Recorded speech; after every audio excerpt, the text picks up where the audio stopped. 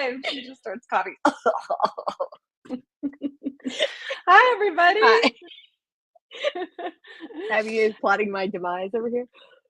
Dr. Gabby over here, your writing coach with the mostest. We have been absent. I know how much you missed us, but our dear friend Jamie here COVID was trying to take me out again. And now we've reconvened today and we look like the Robert Palmer girls. Might as well face it, you're addicted to love. Don't we look like that? I know. I need some more slick backness. I got a lot more frizzy hair than you. All right, so I started reading We Should All Be Millionaires by Rachel Rodgers. Nice. Highly recommend it. Highly recommend it. I've learned. You also know Gabby hates lots of books. I dislike about 8 out of 10 books usually. I have very high standards for books. This one I like. I've already learned things about myself. I'm like 3 or 4 chapters and I've already learned things about myself. So We Should All Be Millionaires by Rachel Rodgers. One of my favorite things that she says so far in the book is, what would you do if you were a bad girl? That's what she says. So it's one of straight out of some like Carolyn Elliott shit over here. All right. So she prompts her clients with this around money sometimes. So it's like, if you're stuck in these money beliefs, like I can't afford this and I can't afford that, to be good, you're saving or you're conserving or you're whatever. One of the ways she kind of prompts them out of the comfort zone is, what would you do if you were a bad girl, right? And I write about this in my first book, All This Healing Is Killing Me. I write about what it means to be good as I learned it as a Catholic schoolgirl, right? Growing up in the patriarchy, all the things, what it means to be good, to please others, to be conservative, to be celibate, like all the things, right? And celibate. It's true. Okay, go on. Sorry. And so anyway, so it really resonated with me when she said that. And the other thing that, it happened to dovetail is I may or may have not gotten on a boat in West Palm Beach this weekend to go over left to from her house, which made security very nervous. And did some sailing in the Bahamas very spontaneously. It felt like a self-care choice to me. I've been handcuffed to my computer for days and weeks and months, and I could not break the spell. I could not disconnect no matter how hard I tried. So I walked over to the port and I got on a boat, which was very satisfying. Very satisfying. More tales for a future day that I will tell. But I think one of the things that's interesting about me is that I always make those choices. Like, what would you do if you were being bad? Because I kind of get a kick out of it, Kind of. It's kind of fun. Here's, I think, the interesting part is that you can get so much done in the like productivity side of things so quickly, like so much faster than any other person I know. Like your ability to work is ridiculous, but the problem is that your brain is like, well, we're doing this and we're really good at it, so we should just do this forever. Like there's no off, right? Like there's no whatever, but you're also, there is the ability when you switch out that you are just like, I am not, like you are so rebellious against your own self in it. It's fascinating to watch. And I am always like, slower, whatever. And then I'm like, oh, well, we have to do this thing. And you're like, but do we have to? And I'm like, I don't know. But you can get so much more done than me in such a short period of time that I'm always like, I don't know. I don't know what the answer is to this.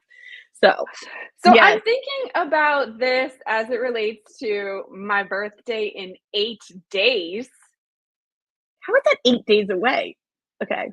I don't know, but also I had a call with the press secretary of Modern Elder Academy today who wanted to know all the reasons why we were going to Santa Fe to Modern Elder Academy to celebrate and who you guys were. And I told her the whole story and all the things. And they're very excited to host us. I also got the itinerary from Chip about all the stuff that we're going to be doing while we're there, which also looks very exciting. So, of course, half of my brain is in New Mexico and half of my brain is in Florida. And I'm thinking about this as it relates to this transition. I don't know about you, but like this weekend was I already feel the momentum. We've been calling this the momentum. I felt a lot of stuff leaving and a lot of new energy coming in. I continue to feel this incredible, like, energetic movement, like this movement of creative energy, this movement of emotional energy. Like, I continue to feel such strong changes. Yeah, and I think, like, astrologically, there's a ton of stuff happening right now, like, transit-wise, but then also for you, it's like the whole thing is moving so quickly, and I know so many people that are in that movement right now of, like, 1, like, are they stepping into their 50s? 2, are they just, like, in some, like, massive change? 3, like, everything that's happening politically. 4, like, it's just, like, Yeah, I came off the everything boat is and I was coming. like, "Oh my god, I think we just got a female president." I was like, "Is this really happening?" Like, it feels so important what's happening right now on every level. Everything feels so significant. And also, to mention astrology, we had the second Capricorn full moon yesterday, which I was doing a little bit of research about this because it felt pretty significant. And it was wrapping up what it said was a 16-year cycle.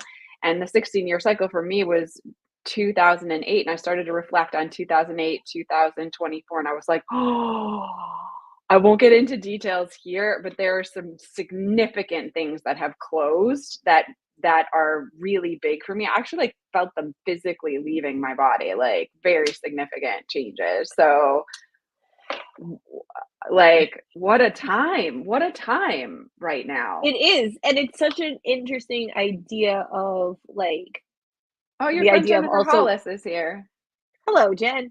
Like, it's such an interesting time of the idea too of, like, what would you do if you were bad, right? And this, like, idea of, like, there is a good and a bad and that there's, like, something that's irresponsible, and what are those irresponsibilities when, like, a lot of times, you, like, feel in your body so clearly, like, you were like, "If I don't walk away from my computer this weekend, I will be chained to my computer all weekend, and I started to get like a sore throat. Like my glands started to get swollen. My body was literally like, you can get sick or you can leave the house. Like you get to decide. And I was like, both? Can I go my on a dumbass boat? chose sickness. My dumbass chose." But I've said this recently. I'm not picking the sick path anymore. Like I would have done No. that in the past. I would have decided I'll get sick, I'll get over it. And I've stopped choosing that. Hey, one of our people that's also heading to New Mexico with us, Jasmine, kind of got hypnotized like a long time ago. She had little tiny kids at the time, and they were like always getting sick, and then she would get sick over and over and over again. And she was like, "I'm so tired of this. I'm not getting sick anymore." And she was in the middle of hypnosis, and the woman said to her, "Is Jasmine getting sick?" And she said, "Yes, she always gets sick." And the woman said to her, "Well, being sick doesn't serve you. Repeat that repeatedly." And then for like a month and a half, she didn't listen to her hypnosis. And she kept saying, people would be like, "Oh, yeah, my kids are getting sick," and blah, blah, blah. And she'd be like, "Yeah, being sick doesn't serve me." And she couldn't figure out where it came from. She didn't get sick for 8 years. 8 years. Oh.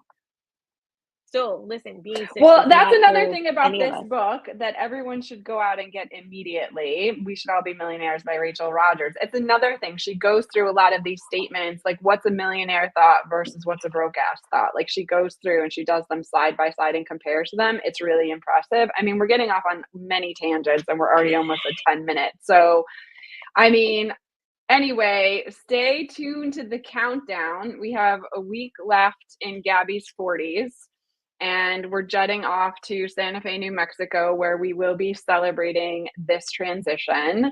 We're so glad that you're hanging out with us during this time. Me, I am coming out with another book called The Last Ceremony about all my plant medicine journeys that I did during the last 4 years. This lady over here has an upcoming day of play. Do you wanna mention anything about that? Sure, Day of Play is gonna be, in September with the Anima Collective, and we are having a day where we are not working at all. We might discuss some fun project things, but, like, as conversation, that is it. There's gonna be a giant water slide. There's gonna be super fun stuff happening, so we will Jennifer have says that she likes our tangents. I'm glad that she does. I do too, man, I do too. Yeah, me too. Okay, we're sending you lots of good Monday energies. We'll be back tomorrow for both. Well, we'll see you then, guys. Bye for now. Bye.